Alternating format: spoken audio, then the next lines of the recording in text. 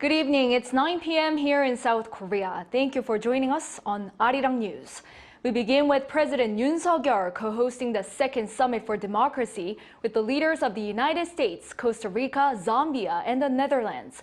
First launched in 2021 by U.S. President Joe Biden amid the rise of authoritarianism coupled with a backsliding of democratic institutions, the virtual summit aims to reinforce freedom and transparency with societies. President Yoon opened the second day's leaders' session on economic growth and prosperity. Our presidential correspondent Oh Soo-young is on the line to bring us the highlights. So, hi Soo-young, President Yoon's session just ended. What were some of his key messages? Good evening to you, Young. Yes, the president certainly wrapped up the session on democracy, delivering economic growth and shared prosperity less than an hour ago.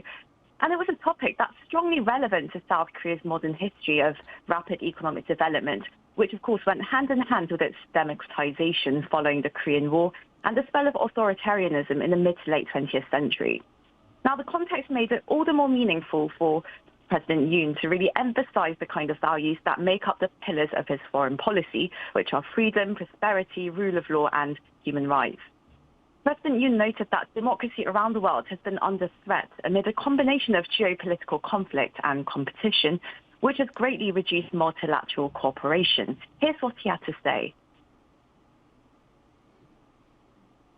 특히 지난 세기 인류의 자유와 번영을 이끌어온 민주주의가 중대한 도전에 직면해 있습니다.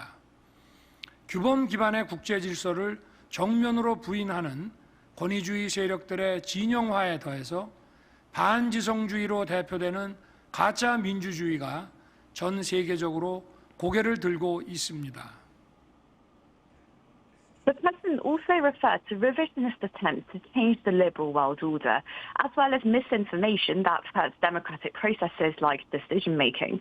And to counter such forces, the president said South Korea will step up to promote freedom in the international arena, having defended its own freedom with the help of the global community some 70 years ago.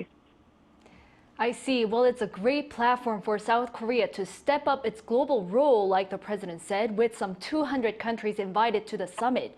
So Seoul is expected to host the next summit, which will be the third one, right? That's right, Young. And the announcement came in a joint statement by Presidents Yoon and Biden ahead of the plenary day on Wednesday. Their statement noted that South Korea's democratic institutions are a beacon of strength in the Indo-Pacific region, and it also shows how democracy can really cultivate security and prosperity. It's added that in recent years, Seoul has emerged as a global leader because of the enduring commitment of the Korean people to increasing governmental transparency, ensuring effective checks and balances, as well as developing laws that are responsive to public needs.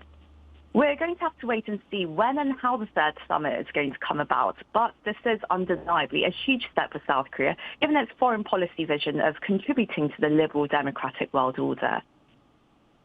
Right, and the summit will continue tomorrow in hybrid form with Seoul hosting a meeting on addressing corruption. Tell us more, Soo-young.